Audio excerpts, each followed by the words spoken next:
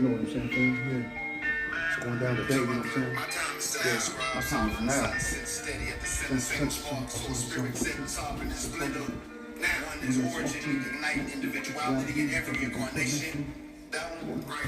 That's what we're gonna do. Oh, that one, I remember that one. Yeah, I remember that one. Celestial Cypher. Cypher. Yo. Celestial Cypher. It's cool.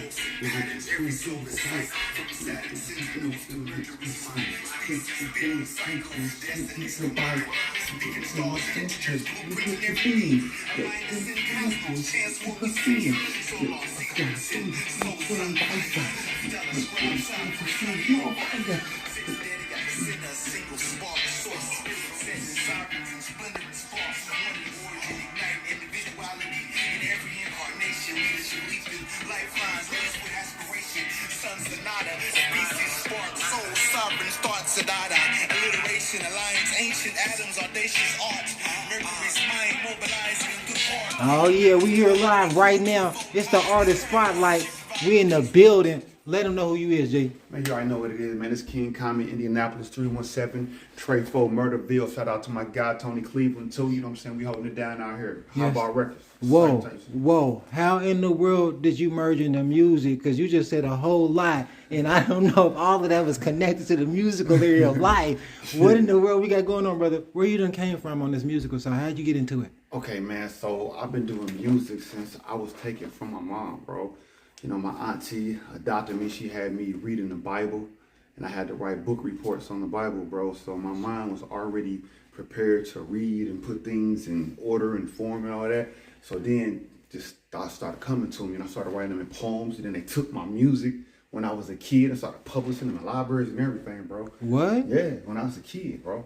So and who was they when you said they took your music? The school, Grassy Creek Elementary. What? Grassy Creek Elementary and Creston. Them publish some of your materials, brother. Yeah, you go into Grassy Creek Elementary right now. You looking on the back of their books. You'll see a poem that I wrote for Dr. Martin Luther King. All that stuff, bro. And now is it because you came up with it there? Like sometimes in laboratories when you create something there, they claim the rights to it, or was you able to get some of it back? I didn't get none of that when I was a kid. But I'm just saying that's where it started. I ain't making no complaints about it. Okay, there we go. Come on now. Started. Yes, you know, yes. And then from there, man, it just the angels just take over me, bro. I get lost in the music. My first love is music, bro. What was your first project? What was your first project? What do you remember what that was? Your very first project? Martin Luther King poem said, okay. Dr. Martin Luther King, King had a dream.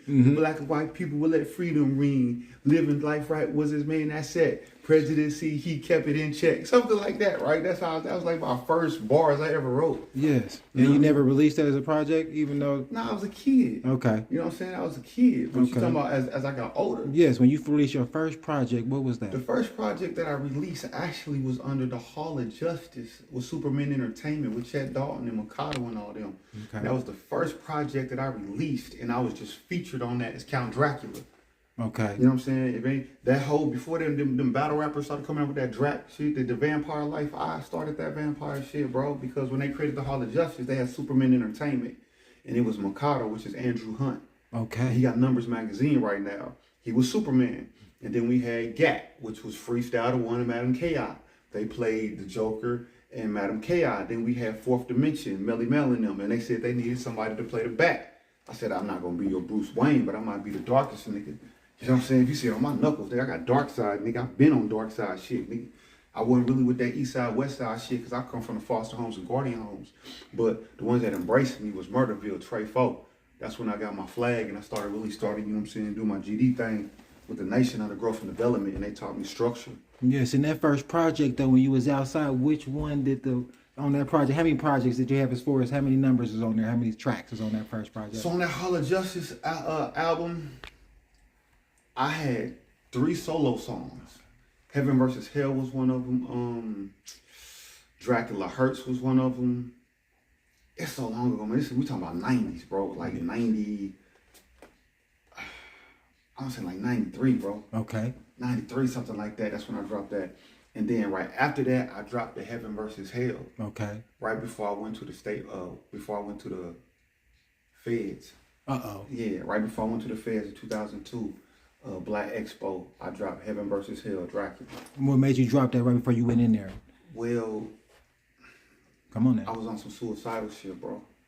story. I went through pain. Remember, I tell you, I know about my story, man. I've been through a lot, man. I've been through, child molestation, abuse. My aunt and uncle took custody of me, dragged me through the mud, and that's had a lot of dark demons inside of me. You know what I'm saying? So I was under that Midwest Brother Lynch type shit. So when I dropped that Dracula Heaven versus Hell, it was just my darkness versus my light, and it's gonna be what it is. So we was robbing. I was out there sticking up shit, robbing banks to pay for studio time and rotation. So when I failed, that's when I started finding new parts of me. And that's when I came home 9/11/2018 on this other shit. That's when I came up with Foster Kids Family. And now here we are in 2026, 2025, I created King Khamit. I created King Khamit in 2025. And when I created King Khamit, that's when I got signed. Whoa.